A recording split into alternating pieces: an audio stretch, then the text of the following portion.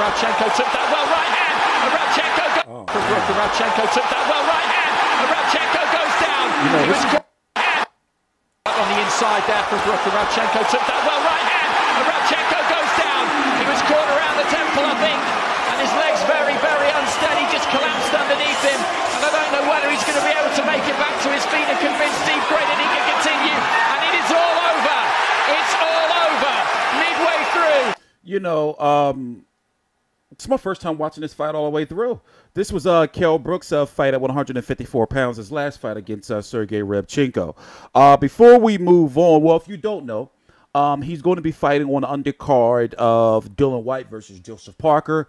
Chisora versus Takam is also on that card. They have Katie Taylor, you know, Connor Ben. He's going to be taking on Brandon Cook, another IBF ranked fighter. He also got hit with a bucket, right?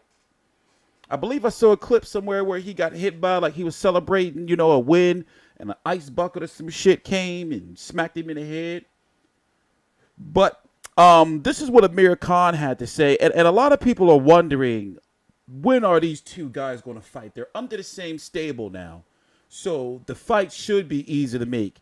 It's hard for me to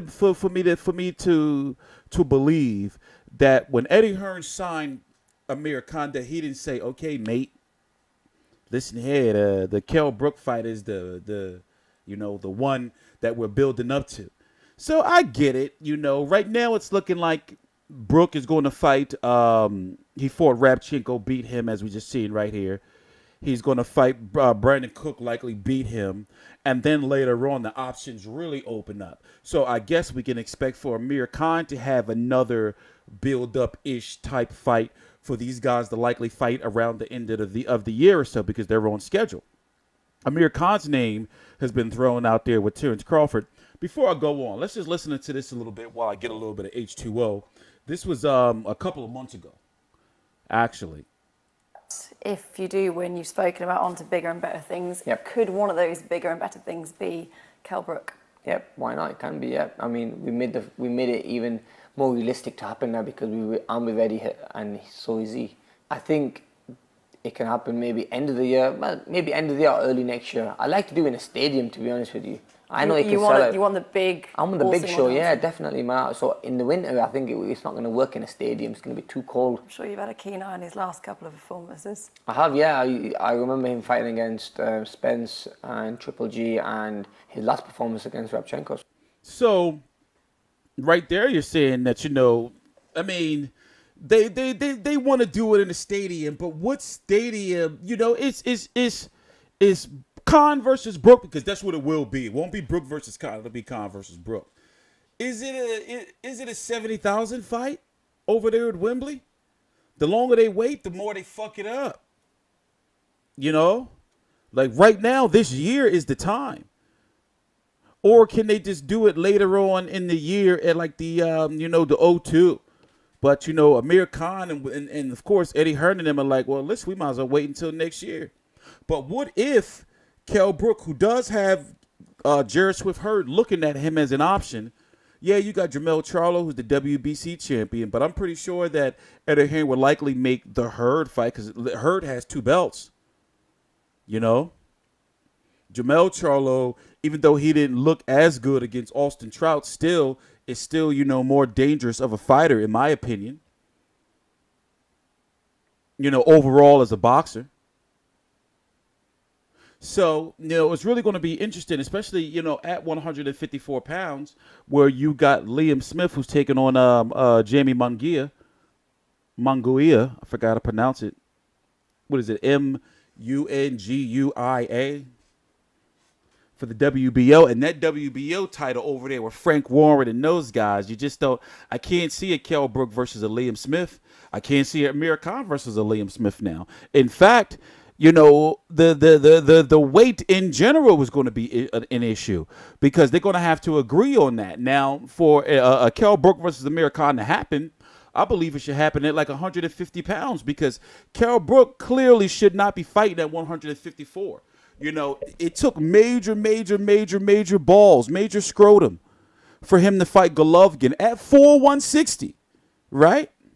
and then boil down to 147 to defend his IBF title because he wasn't going to drop it to move up and weight because he knew, but he made the weight, but he shouldn't be there anymore.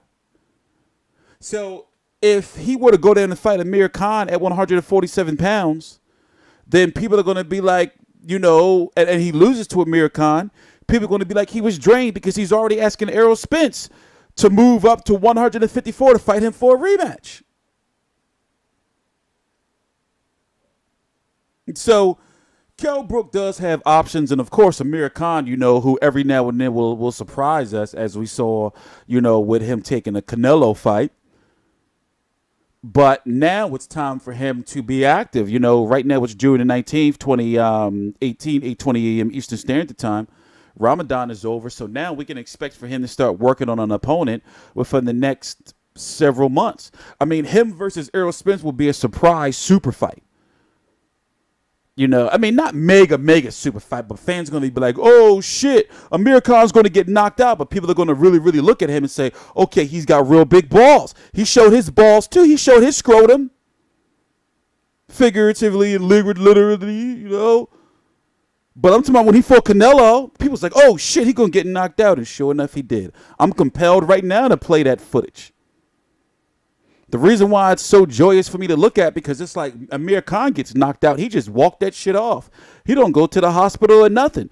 Poor Javier Fortuna claimed whiplash. They took him, put him all in the neck shit. Amir Khan was asleep with his eyes open, looking up at the rafters. And he just got up, just walked that shit off. They fanned him and shit with the towel. You know? I just think that if they don't get this fight done this year, or I mean, I just think that April 2019 is just too late. What are these guys going to do until then? Especially since Kell Brook has already got 2 fights in this year. You know, with him fighting, well, getting 2 fights in already, and it ain't even July yet when I'm doing this video.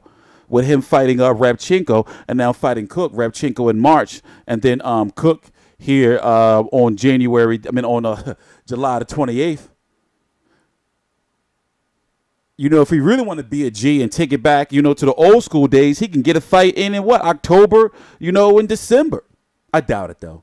But he's definitely going to squeeze in one more fight this year. Definitely. I'm TstreeT Controversy. This is TstreeT Controversy Live. Please subscribe. I cover every single major fight live. And also, you do have, you know, before I go, you know, the weight is the issue. Because Amir Khan has options at 147. You know, and Kell Brook has options at 154, but, you know, can we see Amir Khan versus a Keith Thurman? Amir Khan would take that fight if he feels Keith Thurman is vulnerable right now. And Keith Thurman would likely take it because he'd be like, oh, shit, I can knock Amir Khan out. Anyway, all links to my social media right down below in the description box. I'm TstreeT Controversy. This is TstreeT Controversy Live. Please subscribe.